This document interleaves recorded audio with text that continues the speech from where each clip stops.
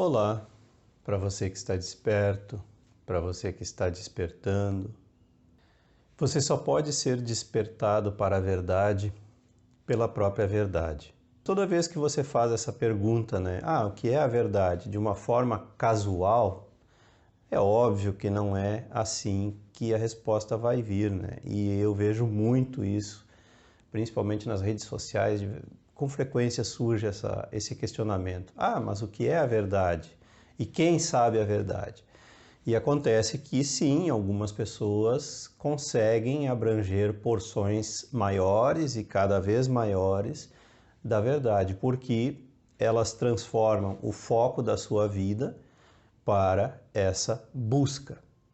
Então, quer dizer, uma pergunta casual é óbvio que não vai obter uma resposta viável, mas uma busca séria, onde a vontade, essa força poderosa, essa que é a maior força, a força mais poderosa que temos dentro de nós, é voltada, é focada para essa busca, a busca da verdade. Então é óbvio que a gente vai conseguir abranger porções cada vez maiores da verdade. E a verdade é uma coisa interessante, que ela está aí, escancaradamente, à disposição de quem quer que seja. Ela acontece o tempo todo diante de nós, mas nós funcionamos como defletores, Nós somos como um prisma, onde a verdade chega pura, como metaforicamente, figurativamente falando, ela nos atravessa de forma pura e ela ela entra em nós de forma pura e dentro de nós ela toma nuances errôneas, falsas nuances, por causa das nossas crenças em primeiro lugar, todas as nossas crenças. Quando eu falo em crença, não estou falando apenas em crenças religiosas, estou falando em todas as crenças. Você acredita piamente que o mundo é como é, você acredita piamente naquilo que você vê, naquilo que você tateia, naquilo que você ouve, naquilo que você degusta.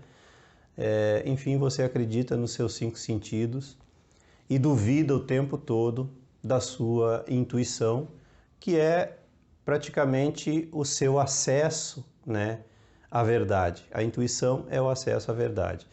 A gente intelectualiza tudo, a gente idealiza tudo, Então a gente interfere como o prisma, a gente interfere o tempo todo na verdade, principalmente através da interpretação que surge, o julgamento que surge por causa das nossas crenças. Então a verdade está aí diante de nós, e a gente compara ela por causa da nossa crença, a gente julga ela, interpreta ela de acordo com a nossa crença, mesmo imperceptivelmente. Então é por isso que quando muitas vezes você ouve algo que você não está acostumado a ouvir, você diz não, isso não, porque não bateu com a sua crença. Então a crença é o grande fator que impede você realmente de ver a verdade. Então não adianta só perguntar, existe a verdade? O que é verdade? Quem é dono da verdade? Ninguém é dono da verdade, é óbvio, Mas cada pessoa trabalhando nisso de forma séria pode abranger porções cada vez maiores da verdade, com certeza. Essa foi a razão do surgimento, do que nós hoje chamamos de filosofia, que é o amor à verdade, é o amor ao saber. Não tem nada a ver com o conceito filosófico, acadêmico, de filosofia, da mesma forma que surgiu a ciência, que é um filhote da filosofia, mais novinho, aí, mais recente. Mas também não me refiro à ciência acadêmica, eu estou me referindo, não é à ciência escolar, digamos assim, que essa ciência oficial, entre aspas, que é o nome que se dá hoje em dia, ela tem se desviado muito da busca da verdade, por causa de preconceitos, né? E a verdade não pode, a verdade não comporta preconceito. A verdade simplesmente é. Então, se você quiser saber sobre o espírito, você tem que ter a mente voltada, né, para o espírito e pesquisar a respeito do espírito para saber do que isso se trata. Agora, se você nega o espírito logo de cara, como você vai saber? Que tipo de ciência é essa que nega? Que tipo de saber? Ciência significa saber, né? Que tipo de saber é esse que nega antes de pesquisar, antes de buscar, antes de ao menos buscar encontrar os meios corretos, né, de pesquisa. Então, a ciência é falha, a ciência, sendo jovem, né, aí com alguns poucos séculos de existência, ela ainda está engatinhando, literalmente, né? Então, ela também deixa muito a desejar. Agora, já, né, aí quase um quarto de século XXI, né, cumpridos, ou pelo menos um quinto, né, de século XXI, já cumpridos, nós temos uma grande expectativa, digamos assim, com a física quântica, que começou, figurativamente falando, a descer uma ladeira e sem freio, né? Então, a física quântica, como ela aborda o mínimo do mínimo, né? Ela está sendo obrigada, descendo essa ladeira sem freio, ela está sendo obrigada a abordar grandes porções do mundo invisível, assim como a neurociência também. Então, abordando obrigatoriamente, repito, porque está descendo a ladeira sem freio, abordando obrigatoriamente o mundo invisível, ela acaba esbarrando, mesmo que criando outras linguagens, ela acaba esbarrando nessa questão do espírito, nessa questão do que há além do visível. E, gente, não só a física quântica, mas principalmente muitas áreas da física têm nos mostrado, a partir do século XIX principalmente, né, que existe todo um mundo, todo um universo invisível ao olho, ou melhor, invisível aos 5 sentidos físicos, né? Existe todo um universo, comprimentos de onda, né, de frequências que não são acessíveis e que não nos são acessíveis, né, aos nossos 5 sentidos e que nos ultrapassam, que passam, nos atravessam, melhor dizendo, o tempo todo. Então existe todo um universo invisível, mesmo em se tratando do mundo físico. Então, em se tratando do mundo além físico, que é aonde a física quântica está penetrando, vocês conseguem imaginar? É estupidez, já é muita idiotice hoje em dia, tentar barrar o conhecimento. E hoje se tenta barrar o conhecimento da mesma forma que se tentava barrar o conhecimento no século XVI, no século XVII, ao longo da existência da Santa Inquisição. Qualquer pessoa que tivesse um conhecimento mais profundo, mais esotérico, era tido como bruxo, como bruxa e queimado na fogueira como herege. E hoje é a mesma coisa, você que está aí do outro lado, quando eu falo em Atlântida, quando eu falo em outros aspectos de Jesus, por exemplo, uma vez que nós, na nossa sociedade ocidental, né, é ele que impera, é ele que dirige, né, o nosso, digo de uma forma cultural, né, estou falando de uma forma cultural, é ele que dirige a nossa forma de ser.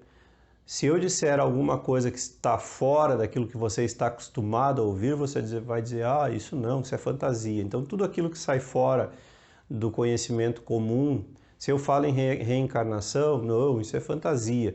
Mas tem uma coisa interessante, alguns conceitos, como principalmente reencarnação e karma, são de conhecimento do Oriente há milênios e fazem parte do dia a dia dessas pessoas. O mundo ocidental, a religião que foi criada, essa religião chamada cristianismo, que na sua essência não tem nada a ver com Jesus, nada a ver com o Cristo, essa religião optou lá desde o primeiro concílio, no século IV, essa religião optou por subtrair intencionalmente diversas verdades já conhecidas, né, até mesmo na sua própria cultura. Optou por tirar essas verdades do seu corpo, né, doutrinário. Essa opção é totalmente humana, ela não tem nada a ver com a verdade. Então, quer dizer, o mundo ocidental tem uma grande dificuldade de aceitar coisas que o mundo oriental lida, né, diariamente, como as terapias hoje chamadas integrativas, né, ou as terapias orientais. Chega no Ocidente, que tem uma forte carga, né, um lobby gigantesco em torno da indústria farmacêutica, em torno do medicamento alopático, da medicina tradicional, digamos assim, né, porque ela nem é tão tradicional assim. Esse tipo de medicina começou a ganhar força no século XX, a medicina comercial, né, tanto quanto a indústria farmacêutica também comercial. Então, quer dizer, as coisas não são como a gente vê, porém, nós acreditamos nisso. Nós nascemos inseridos nesse meio e nós acreditamos piamente de que esse é o caminho, de que isso está certo como está. Entende? Então, a nossa crença, o nosso acreditar é que faz com que o mundo seja como ele é.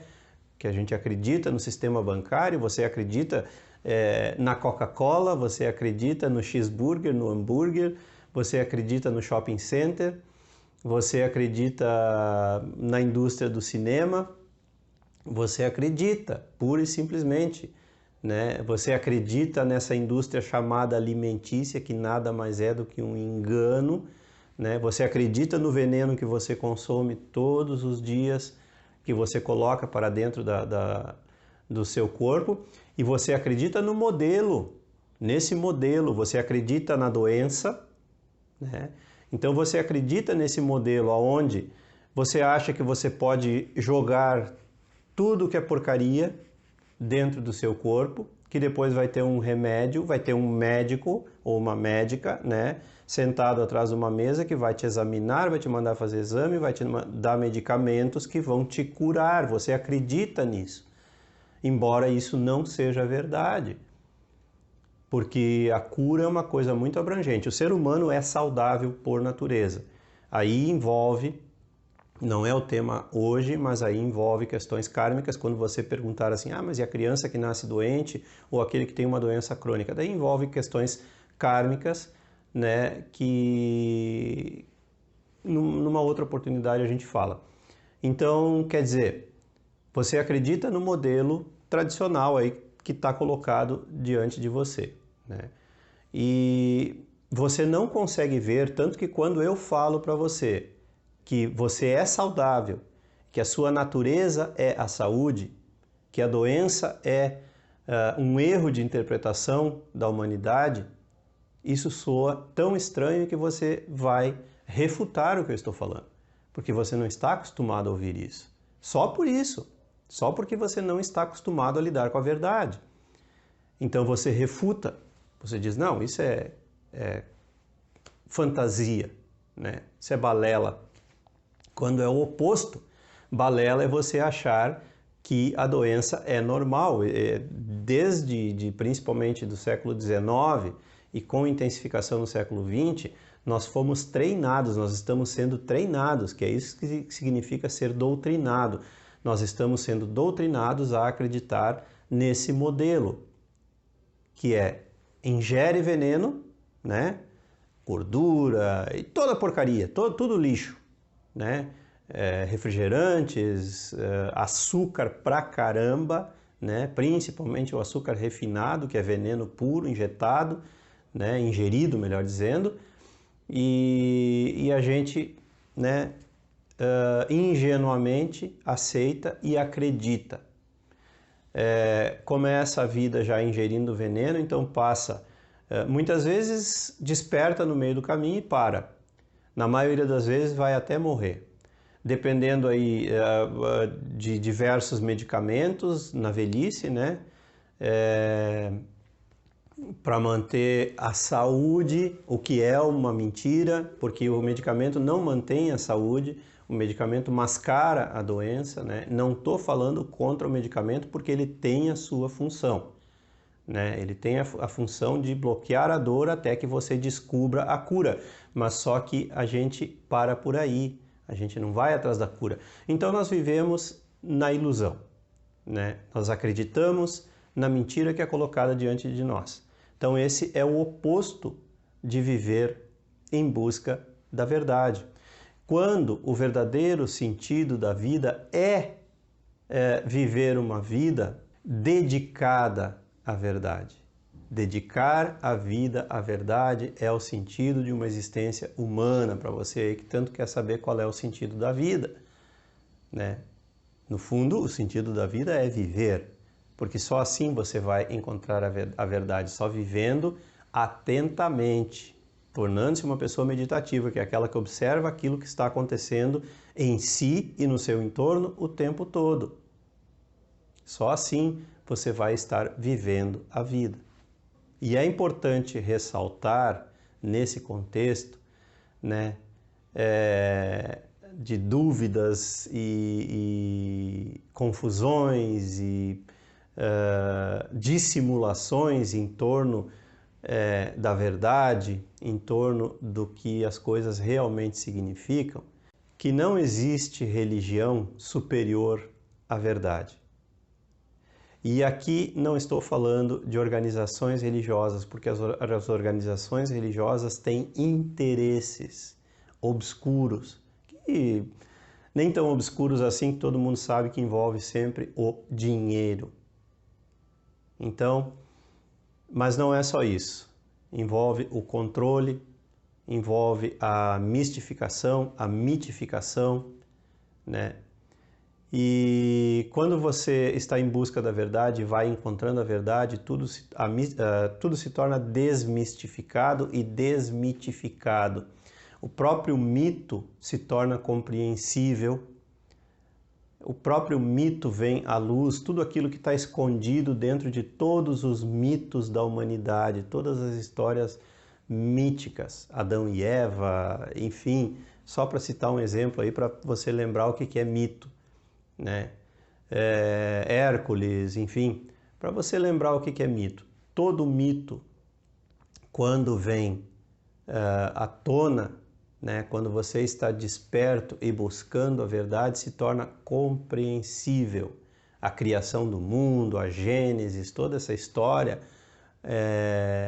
se torna totalmente compreensível, como se você aprendesse a ler uma linguagem nova, como se você olhasse para um texto que você viu a vida inteira e ele tomasse uma forma completamente diferente. Por que que isso acontece? Porque você está então agora diante da verdade, não da verdade absoluta, porque você vai absorvendo maiores porções, como eu disse antes, da verdade. Então você vai abrangendo, conforme a sua abertura, você vai abrangendo maiores porções da verdade. Então tem uma coisa que trabalha totalmente contra, ou um conjunto de coisas que trabalha totalmente contra a verdade. Primeiro, os seus 5 sentidos, né? E esses seus 5 sentidos, na verdade, na base estão os 5 sentidos. Então, esses seus 5 sentidos fazem com que você interprete as coisas de forma errada. Adiciona aí a cultura, que é tudo aquilo que você vê. A cultura é a tal Matrix, né? Podemos chamar também de sociedade, podemos chamar também de sistema, é tudo a mesma coisa. Essa cultura que é colocada diante de você, que engloba também as tradições, né? Tudo aquilo que você faz habitualmente, ano após ano, tanto as tradições individuais, quanto as coletivas, nacionais, enfim.